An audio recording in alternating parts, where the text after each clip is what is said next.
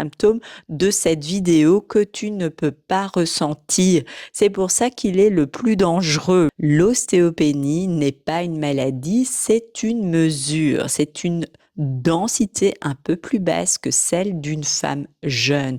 Ce n'est pas une condamnation, c'est une information et une information, ça permet d'agir 10 ans avant que ça devienne un problème. On prend rendez-vous et pose la question parce que j'ai besoin d'un test de densité osseuse, mais voici mes facteurs de risque. Est-ce qu'un DEXA, le test de densité osseuse, se justifie dans mon cas? Et les facteurs de risque, note-les. Une mère qui a fait une fracture du col du fémur, une ménopause précoce, une petite ossature, un IMC bas, un tabagisme, une corticothérapie prolongée, des troubles alimentaires dans le passé, une carence en vitamine D. Si tu en coches un seul, tu as une conversation à avoir. La charge, et là, c'est mon terrain. Ton os obéit à une règle très simple. Il se renforce là où on lui demande de résister.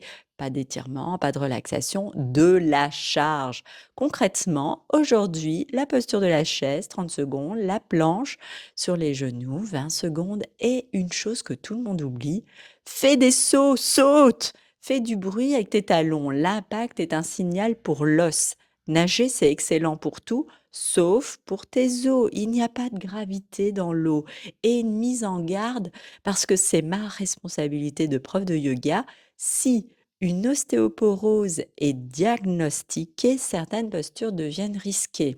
Les flexions avant profondes du dos, les torsions forcées de la colonne, ce n'est pas le moment d'aller dans un cours générique et de suivre sans rien dire. Parle-en à ton prof. Voilà pourquoi ma méthode n'est pas un yoga doux. Le yoga doux ne construit pas d'os.